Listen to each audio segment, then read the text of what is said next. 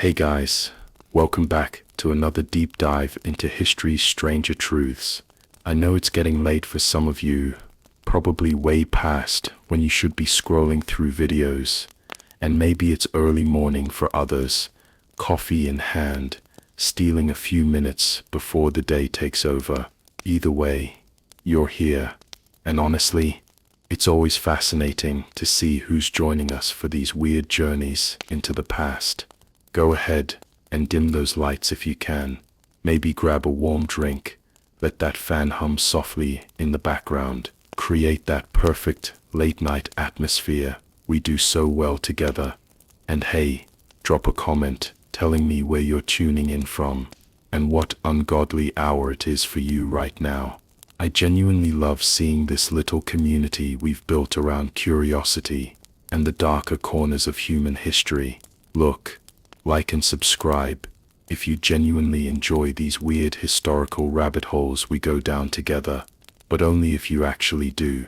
I'd rather have a smaller group of people who are really into this stuff than a bunch of empty numbers, because tonight we're diving into something that might seem completely trivial at first: haircuts. Yeah, I know how that sounds, but trust me, in the Inca Empire, your hairstyle could literally determine whether you lived or died. Fair warning though, the more I research these ancient civilizations, the more I realize most of us wouldn't survive a single week back then. But that's what makes it fascinating, right? So let's ease into tonight's journey together, and I'll drop you right into the heart of the Inca Empire.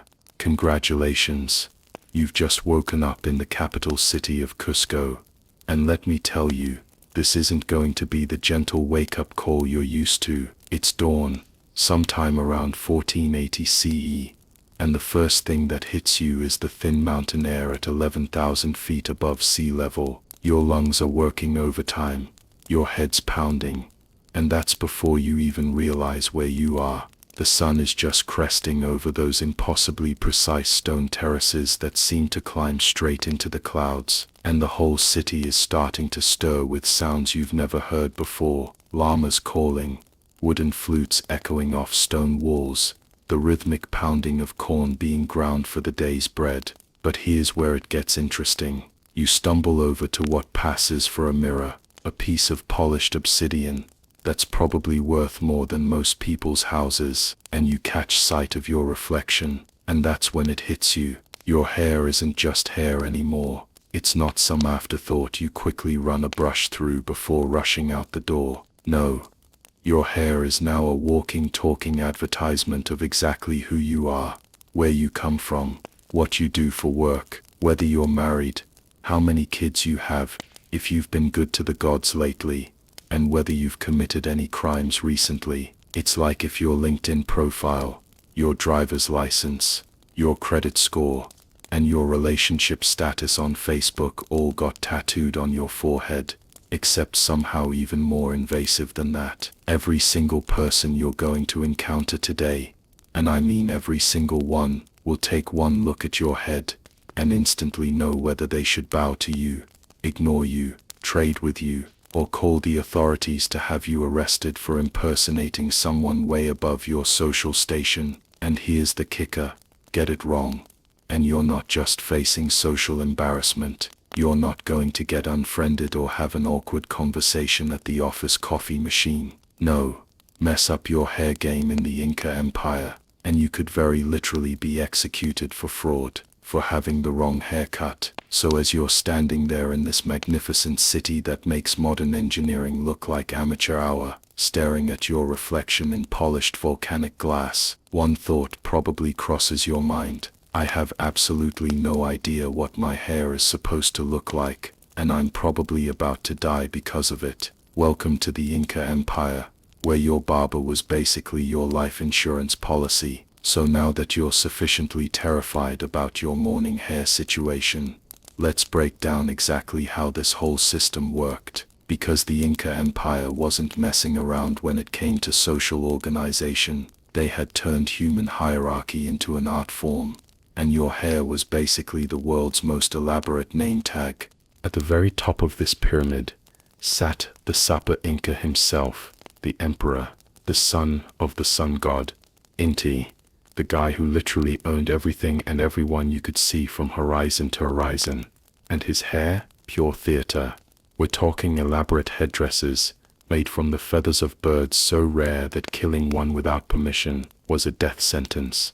Golden ornaments that weighed more than most people's monthly food ration. Hair extensions woven with threads of actual silver and adorned with emeralds the size of your thumb. But here's what's really wild. The Sapa Inca's hair was so sacred that every single strand that fell out was collected, catalogued, and stored in special chambers. Because if you're the literal son of the sun god, even your dandruff is holy, apparently. One step down, you had the royal family and high nobility, the Panaka, descendants of previous emperors. Their hair game was almost as intense, but with subtle differences that everyone in society could read like a book. Maybe their gold ornaments were slightly smaller, or they used silver instead of gold for certain decorative elements. To us, these differences would be invisible, but to an Inca citizen, it was like the difference between a Rolex and a Timex. Now, if you were lucky enough to be born into the noble class, the Curiacas who administered regions for the empire, your hair told everyone exactly which province you governed and how well you were doing your job. Successful administrators got to add specific feathers or colored threads to their styles, mess up your region's tribute collection, and those decorative elements got stripped away faster than you could say budget shortfall. The merchant class had their own complex system. These were the people who kept the empire's economy running, trading everything from llama wool to exotic shells across thousands of miles of mountain roads. Their hair was practical but decorated.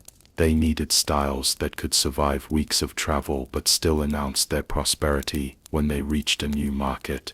Think of it as ancient business casual, but where getting the dress code wrong could tank your entire career. Artisans, the people who created all those incredible textiles, metal work, and ceramics that make us marvel at Inca craftsmanship today. They wore their specialization right on their heads. Textile workers might weave miniature examples of their finest work into their hair. Metal workers displayed tiny versions of their craft. It was like wearing a portfolio on your scalp. And then you had the vast majority of the population, farmers, laborers, the people who actually kept the empire fed and functioning. Their hair options were severely limited, natural colors only, no precious metals, no exotic feathers, no elaborate braiding patterns, just practical styles that wouldn't interfere with dawn-to-dusk agricultural work. But even within these restrictions, there were subtle variations that indicated which specific type of work you did, which village you came from, and whether you'd met your tribute obligations to the state. Military personnel had their own incredibly detailed system. Your hairstyle displayed not just your rank, but which unit you served with, how many battles you'd survived, and what specific acts of valor you'd performed. It was like having your entire military record tattooed on your head, except way more stylish and considerably more flammable. But here's where it gets really dark, and this is the part that would keep you awake at night if you were stuck in 1480 Cusco. This wasn't just about social recognition or respect. This was about survival, because the Inca Empire was obsessed with order, and they had officials whose entire job was to spot people wearing hair that didn't match their station. Get caught with a hairstyle above your social class, and you weren't just getting a fine or a stern talking to. We're talking public execution for impersonating nobility. There are actual historical records of people being put to death because they wore the wrong feather in their hair or used a braiding pattern reserved for a higher class. Basically, your barber was also your social media manager, your HR department, your credit bureau, and your life insurance policy all rolled into one person with a bronze razor and an encyclopedic knowledge of social hierarchies. So yeah, next time you're having a bad hair day, just remember, at least nobody's going to execute you for it. Now here's where things get really intense, because the Inca didn't just use hair to mark social status, They turned it into one of the most sacred aspects of their entire religious and cultural system. And when I say sacred, I mean the kind of sacred where messing up could literally get you thrown off a mountain as an offering to the gods. Let's start with something that might seem familiar: coming-of-age ceremonies. Except forget everything you know about modern coming-of-age rituals, because the Inca version was basically a complete identity transformation that happened through your hair. When an Inca teenager reached puberty, they underwent a ceremony called the huarachique, and the centerpiece was the ritual first haircut that officially transformed them from a child into an adult member of society. But this wasn't your average trip to the barber.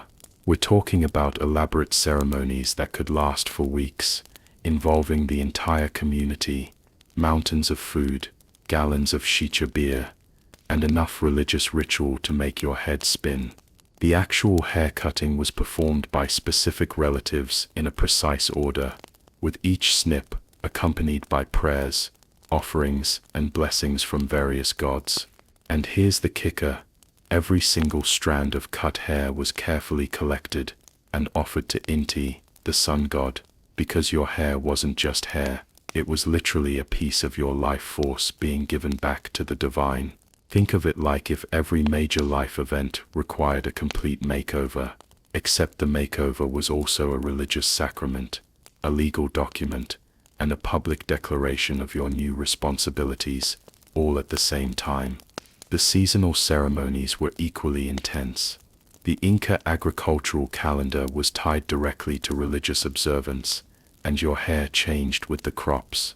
During planting season, both men and women would incorporate specific braiding patterns that were believed to encourage fertility in the fields. Harvest time brought different styles that honored Pachamama, the earth goddess.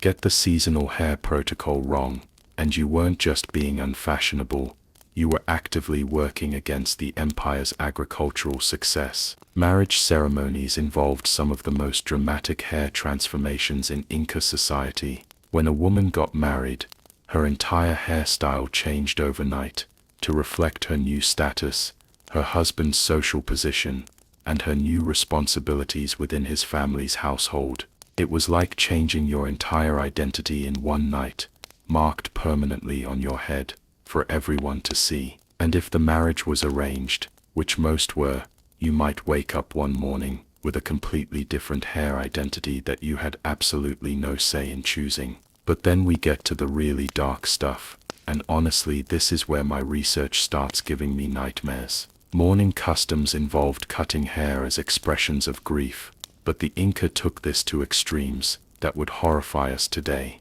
When someone important died, entire communities would shave their heads in elaborate patterns that displayed their relationship to the deceased and their level of grief. The closer you were to the dead person, the more dramatic your hair sacrifice had to be. And then there were the preparation rituals for human sacrifice. Yeah, we're going there, because it's impossible to understand Inca hair culture without acknowledging this horrifying reality. Victims chosen for sacrifice, often children, underwent elaborate hair styling as part of their preparation for death. Their hair was dressed with the finest ornaments, braided in sacred patterns, and adorned with precious metals and feathers, because they were being prepared as perfect offerings to the gods. Victory celebrations brought their own hair horrors. When the Inca conquered a new territory, they would force the defeated population to adopt Inca hairstyles as a sign of submission. Imagine losing a war, and then being forced to wear the winner's haircut for the rest of your life, as a permanent reminder of your defeat. Archaeological evidence from mummies tells us these rituals weren't just theoretical, they were practiced for centuries across the entire empire. We've found preserved hair that still shows the intricate braiding patterns, the remains of precious ornaments, and even chemical traces of the plant-based dyes used in ceremonial styling. The psychological impact was brilliant and terrifying. Every time you looked in that polished obsidian mirror, every time you touched your head, you were reminded of your place in the cosmic order, your obligations to the gods, and your absolute dependence on the empire's social system. It was social control through sacred ritual, and it worked perfectly for over a century. Alright, buckle up, because this is where the Inca hair system gets really uncomfortable for those of us living in the 21st century. Because while we've been talking about social class and religious ceremonies, we haven't even scratched the surface of how deeply hair was used to control and categorize people based on gender and age, and honestly, some of this stuff is going to make your skin crawl. Let's start with the basics. Male versus female hair rules were completely different universes. Men's hair told you about their achievements, their military service, their administrative responsibilities. It was like a résumé you wore on your head. But women's hair, that was all about their relationships to men and their reproductive status. Yeah, I told you this was going to get uncomfortable. For children, the progression was actually kind of beautiful in its complexity. Young kids of both genders had relatively simple styles, practical cuts that wouldn't interfere with learning and playing. But as they grew, their hair complexity increased like a visual timeline of their development. Each birthday, each milestone, each new skill learned was marked by subtle changes in braiding patterns or the addition of small ornaments. But here's where it gets gendered fast. Boys' hair progression was all about preparation for their future roles as warriors, administrators, or craftsmen. Their styles gradually incorporated elements that would identify their destined social function. Girls' hair, on the other hand, was being prepared for one primary role, marriage and motherhood. And this brings us to one of the most disturbing aspects of Inca hair culture, virginity indicators. Unmarried young women were required to wear specific hairstyles that announced their unmarried status to everyone they encountered. These styles were designed to be both attractive, to help them find husbands, and clearly marked as available. It was like being forced to wear a giant neon sign that said single and looking everywhere you went. Once a woman married, her hair transformation wasn't just dramatic, it was permanent. Married women's styles were completely different from unmarried women's, and there was no going back. If you became a widow, that was marked too, with specific styles that identified you as a woman whose reproductive and social value had fundamentally changed with your husband's death. The elderly got some interesting privileges in this system. Older men, who had served the empire faithfully, could wear increasingly elaborate styles that displayed their accumulated wisdom and achievements. It was like a visual pension plan. Elderly women gained respect through different patterns that honored their roles as mothers and grandmothers, but always within the context of their relationships to their families. Now for the male warrior progression. This was where the hair system got genuinely impressive. A boy would start with simple cuts, progress to styles that marked him as a training warrior, then advance through increasingly complex patterns that documented every battle, every act of courage, every promotion. By the time a man reached veteran status, his hair was basically a detailed military biography. Female domestic hierarchy was equally complex, but way more depressing. Kitchen workers had different required styles than textile specialists, who were different from religious attendants, who were different from noble women's personal servants. Your hair announced not just that you were a woman, but exactly what kind of domestic labor you performed. Pregnancy brought temporary style changes that marked different stages of your reproductive journey, because apparently, even being pregnant wasn't private in the Inca Empire. Yeah, this is where it gets really uncomfortable for us modern folks. The idea that your hairstyle would announce your sexual history, your reproductive status, and your availability to the entire world is pretty horrifying from our perspective. The enforcement was handled by specially trained officials, mostly older women, whose job was to inspect other women's hair for compliance. Imagine having hair police, whose entire job was making sure you were advertising your personal life correctly. But here's what gives me hope. Archaeological evidence suggests some people found ways to resist, even within this rigid system, subtle variations that bent the rules without breaking them. Small acts of personal expression that somehow survived centuries buried in mountain tombs. Okay, so we've covered how hair marked your social status, your gender roles, and your religious obligations. Now let's talk about what happened when you screwed up.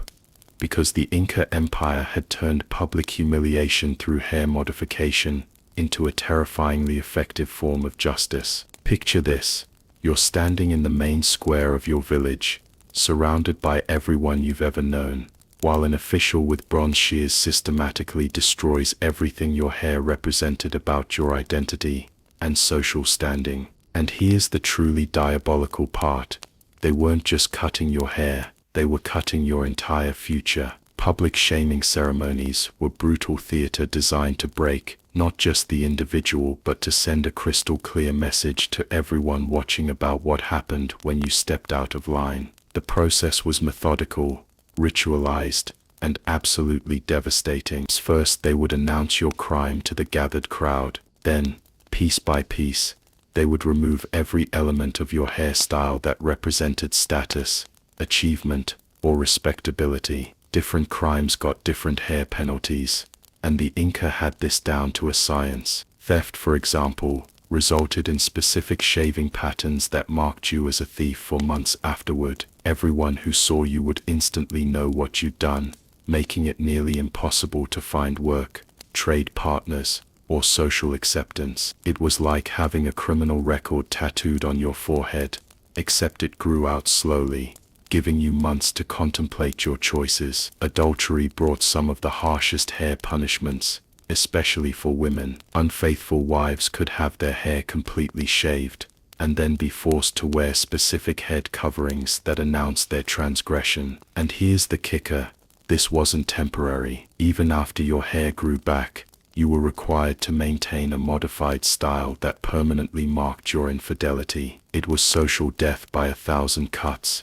Literally. Religious violations got their own special treatment. Fail to properly honor the gods, skip important ceremonies, or show disrespect to religious officials, and you'd find yourself with hair patterns that marked you as spiritually dangerous. Other people would avoid you, not just out of social disgust, but out of genuine fear that your spiritual contamination might rub off on them. Political dissent was marked most harshly of all. Rebel against the empire, question the Sapa Inca's authority, or resist imperial policies, and your hair punishment was designed to be permanent and unmistakable. We're talking about shaving patterns that would take years to fully grow out, combined with scarification that ensured the markings would be visible even after your hair returned. The psychology behind this was absolutely brilliant in its cruelty. Hair-based punishment worked because it was inescapable. You couldn't hide it, you couldn't take it off,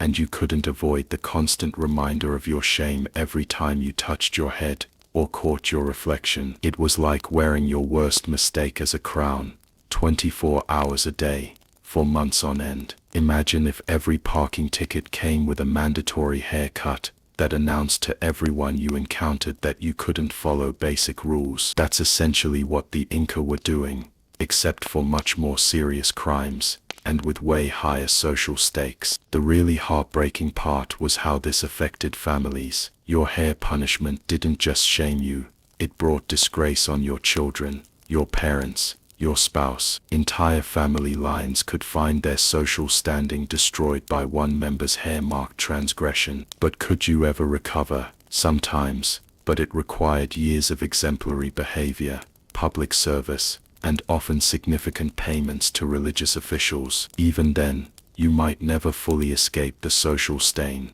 Archaeological evidence tells us stories of people who fled rather than face hair punishment. Mummies found in remote mountain caves, far from any known settlement, wearing hairstyles that suggest they were running from justice. Some people chose exile over shame, disappearing into the wilderness, rather than live with hair that announced their failures to everyone they'd ever meet. Now here's where the Inca Empire's hair obsession gets really complicated, because we're talking about an empire that stretched from modern-day Colombia down to Chile. That's roughly 2,500 miles of incredibly diverse geography, climate, and cultures. And somehow, the Inca had to figure out how to maintain their rigid hair-based social control system across deserts, rainforests, coastal plains, and mountain peaks that would make modern logistics experts weep. The coastal regions versus the mountain highlands had completely different hair realities. Down on the coast, where it's hot, humid, and sandy, those elaborate mountain hairstyles with heavy metal ornaments and complex braiding patterns, absolutely impractical. So coastal administrators developed modified versions that maintained the essential social messaging while adapting to a climate where you're basically living in a sauna. Coastal peoples got to use shells, coral, and seabird feathers in their hair ornaments, materials that would have been exotic luxuries in the mountains. But here's the catch: they still had to follow the basic hierarchical rules. A coastal farmer couldn't just decide to wear the shell equivalent of noble-class hair accessories. The materials changed, but the social restrictions remained brutally intact. The Inca were actually pretty clever about this. When they conquered new territories, they didn't just steamroll local hair traditions completely. Instead, they performed this delicate dance of allowing some regional variations while enforcing their core social control principles. It was like if the EU had mandatory hairstyle regulations but allowed each country to use local materials and techniques. But the administrative challenges were absolutely insane. The empire had to train officials who could recognize legitimate regional variations versus someone trying to game the system by claiming their rule-breaking hairstyle was traditional to their area.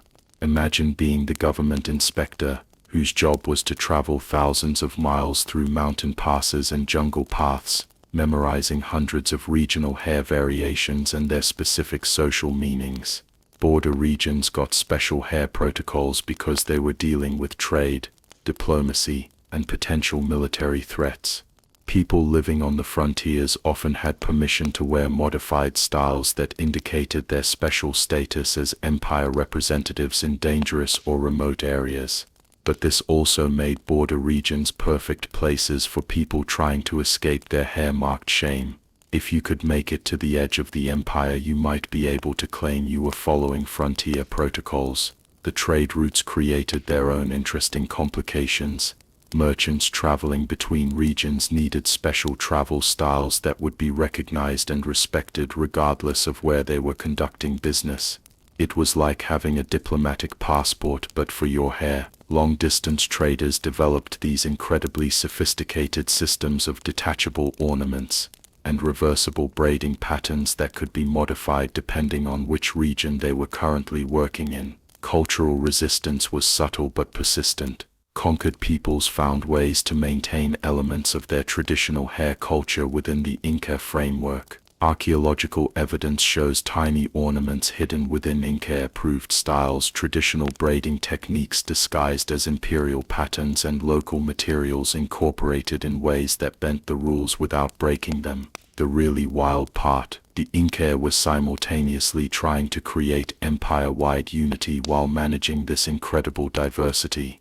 It was social engineering on a scale that makes modern bureaucracy look simple. And somehow, for over a century, it actually worked. So imagine you're the Sapa Inca, sitting in your golden palace in Cusco, trying to manage an empire that stretches from the Amazon rainforest to the Pacific coast, from the Atacama Desert to the cloud forests of Ecuador. And your brilliant idea for social control is hairstyles. Yeah, good luck making that work. Across 2,500 miles of terrain that looks like someone took every possible climate on Earth and mashed them together. But here's the crazy thing: they actually pulled it off. And the way they did it reveals just how sophisticated this whole system really was. Take the jungle regions on the eastern edge of the empire. These are areas where the humidity is so intense that elaborate mountain hairstyles would literally fall apart in hours. So the Inca developed modified protocols that used local materials, exotic bird feathers from species that existed nowhere else, plant fibers that could withstand constant moisture, and techniques that worked with the climate instead of fighting it. But, and this is crucial, these weren't free-for-all zones. A jungle farmer still couldn't wear the feathers reserved for jungle nobility. The materials changed, but the hierarchy remained absolutely rigid. It was like having different uniforms for different climates, but the rank structure stayed exactly the same. The coastal peoples had their own fascinating adaptations. Living next to the Pacific Ocean meant access to materials the mountain dwellers could only dream of: iridescent shells, whalebone ornaments, seabird feathers in colors that didn't exist inland. Coastal administrators developed styles that incorporated these marine treasures while still maintaining clear social distinctions that any Inca official could read instantly. What really blows my mind is how they handled conquered territories. The Inca were facing the same challenge every empire has faced. How do you maintain control over people who have completely different cultural traditions? Their solution was this incredibly nuanced approach, where they allowed certain local hair traditions to continue, but only within the framework of Inca social hierarchy. So maybe your conquered people traditionally wore their hair in specific ways to honor local gods. Fine, the Inca might say. But now those styles also have to incorporate elements that show your place in our empire. It was cultural negotiation through hairstyling, and it required an absolutely staggering level of bureaucratic sophistication. Think about the logistics for a second. The empire needed officials who could travel to remote mountain villages or coastal settlements and instantly recognize whether someone's hair was legitimately following regional protocols or just making stuff up to avoid imperial requirements. These inspectors had to memorize hundreds of regional variations, understand the subtle differences between traditional local styles and Inca-approved modifications, and make split-second decisions that could result in someone's execution. Border regions were especially tricky because they were dealing with foreign diplomats, traveling merchants, and potential spies. People in frontier areas often got special permission to wear modified styles that indicated their status as imperial representatives in dangerous territories. But this also made border regions perfect hiding spots for people trying to escape their hair-marked shame from other parts of the empire. The most impressive part, archaeological evidence, suggests this system actually worked for over a century, maintaining both regional diversity and imperial unity through the simple but powerful medium of human hair. It's like if the United Nations managed to create world peace through mandatory hairstyle regulations. Alright, so we've talked about all these incredibly elaborate hairstyles and social hierarchies, but let's get practical for a minute. How exactly were the Inca pulling off these intricate hair masterpieces with what was essentially Bronze Age technology? Because when I started researching this, I kept thinking, okay, but what did they actually use to cut hair? And the answer is both impressive and slightly terrifying. We're talking about bronze razors and knives that were sharp enough to shave with, but would make modern barbers break out in cold sweats. These weren't your disposable Bic razors. These were hand-forged tools that took serious skill to use without accidentally scalping someone. Archaeological finds show us razors so beautifully crafted, they're basically works of art, with handles decorated in precious metals and blades that stayed sharp enough to perform delicate work for years. But the real magic happened with the natural treatments and dyes. The Inca had access to an absolutely incredible pharmacy of plants that could change hair color, improve texture, and even alter the way hair held styles. We're talking about plant-based dyes that could produce colors from deep black to reddish brown to golden highlights that would make modern colorists weep with envy. And these weren't harsh chemical treatments. Many of these plant preparations actually improved hair health while changing its appearance. The ornament crafting industry was absolutely massive. We're talking about thousands of specialized artisans whose entire job was creating the tiny metal pieces, carved bone accessories, and intricate textile elements that went into hair styling. The level of detail is mind-blowing. Tiny gold condors with individual feathers etched in, silver pins shaped like llamas with microscopic decorative patterns, textile hair ribbons woven with threads so fine they make modern luxury fabrics look crude. Professional hair artists served the nobility, and these weren't just people who happened to be good with hair. These were highly trained specialists who spent years learning not just styling techniques, but the incredibly complex social rules about who could wear what. Get it wrong, and you weren't just giving someone a bad haircut, you could be signing their death warrant. The training systems were like ancient beauty schools, except the stakes were life and death. Master hair artists would take apprentices who would spend years learning everything from basic cutting techniques to the subtle social meanings of different braiding patterns. Knowledge was passed down through generations, creating dynasties of hair specialists who served the same noble families for decades. Quality control was intense. The empire had inspectors whose job was to spot substandard hair work and punish both the client and the stylist for violations. Imagine getting your haircut checked by government officials, and if they didn't like it, both you and your barber could face serious punishment. The economic impact was staggering. Historians estimate that hair-related industries employed a significant percentage of the empire's artisan class. The time investment alone was incredible. Wealthy Inca women might spend 4 hours daily on hair maintenance, while even commoners invested substantial time in proper grooming. These people were doing things with bronze tools that we struggle with today, creating styles that lasted for weeks in harsh mountain conditions, and building an entire economy around the simple act of styling human hair. And then, in 1532, everything went straight to hell. Picture this: you're an Inca citizen who has spent your entire life navigating this incredibly complex hair-based social system. Every morning, you wake up and carefully arrange your hair according to centuries of tradition, social hierarchy, and religious obligation. Your hairstyle tells the world exactly who you are, where you belong, and how the gods view your place in the cosmic order. And then a bunch of bearded strangers show up on horses, animals you've never seen before, wearing metal clothing, and carrying sticks that make thunder and lightning.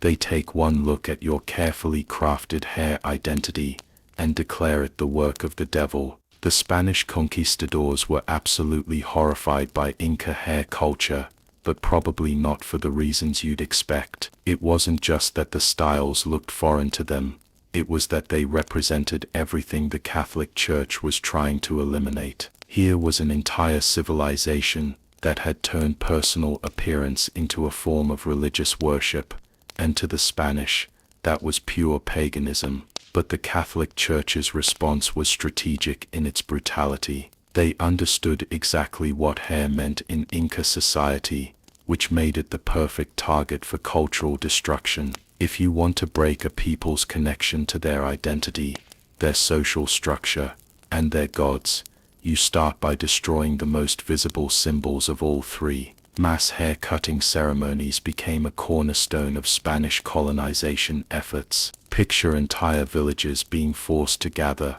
while Spanish soldiers and Catholic priests systematically shaved away centuries of cultural identity. Men who had earned elaborate warrior styles through years of military service were reduced to uniform, European-style cuts. Women whose hair told stories of their families, their marriages, and their spiritual lives were shorn like sheep. The psychological warfare aspect was absolutely brilliant in its cruelty. The Spanish knew they couldn't maintain control through military force alone.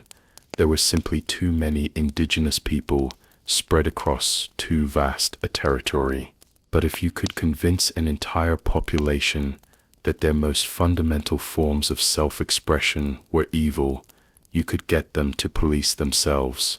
Cultural resistance took forms that would break your heart. People began maintaining traditional styles in secret, hidden under European-style caps and head coverings. Families would gather in remote locations to perform traditional hair ceremonies for their children, knowing that being caught could result in execution. Sacred hair ornaments were buried or hidden in walls, waiting for a time when they might safely be worn again. The mixed heritage dilemma was particularly tragic. Children born to Spanish fathers and indigenous mothers found themselves caught between two completely incompatible hair worlds. Their European fathers demanded they adopt Spanish styles to prove their loyalty to the colonial system, while their indigenous relatives tried to maintain connections to traditional culture through secret hair rituals. These kids literally didn't know which hairstyle might get them killed on any given day. The economic disruption was catastrophic. Remember, we're talking about entire industries built around hair culture. Thousands of artisans who made ornaments, specialists who created dyes, master stylists who served the nobility. Overnight, their skills became not just worthless, but dangerous. Many of these craftspeople had to completely reinvent their trades or face starvation. Underground preservation efforts were heroic and heartbreaking. Indigenous communities developed elaborate systems for hiding traditional knowledge, teaching children simplified versions of hair traditions in coded ways, and maintaining just enough cultural memory to pass something down to future generations. It was like maintaining a library in a language that was being systematically destroyed. The parallels to other cultural genocides are impossible to ignore. We see the same patterns in Native American boarding schools, Aboriginal assimilation policies, and countless other colonial projects. The systematic destruction of cultural identity through the elimination of traditional appearance and grooming practices. Some indigenous leaders chose death over cultural surrender. Archaeological evidence suggests that certain high-ranking Inca officials killed themselves rather than submit to forced hair cutting, viewing the loss of their traditional styles as spiritual death anyway. But here's what's remarkable.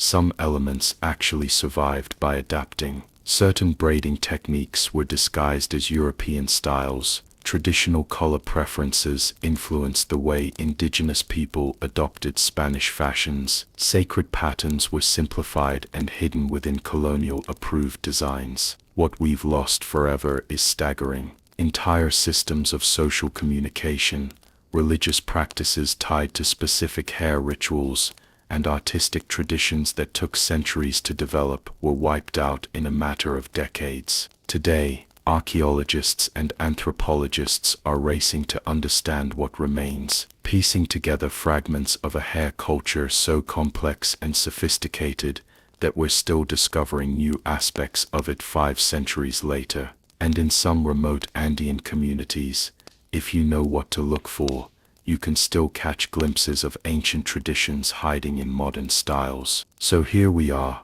back where we started, you and your bathroom mirror, probably way later at night than you intended to be awake, thinking about hair in ways you definitely never expected. Next time you're standing there in the morning, maybe running late for work, stressing about whether your hair looks okay or if you need a trim, just remember, at least nobody's going to execute you for having the wrong hairstyle. At least your hair isn't broadcasting your entire life story to every stranger you pass on the street. At least a bad hair day won't result in public shaming ceremonies or permanent social exile. But here's what really gets me about this whole Inca hair obsession. It's not actually that different from what we do today, is it? We're still using our appearance to communicate who we are, what groups we belong to, how we want to be perceived. We just do it with brands and fashion trends instead of bronze razors and sacred feathers. The universal human need to signal identity through how we look.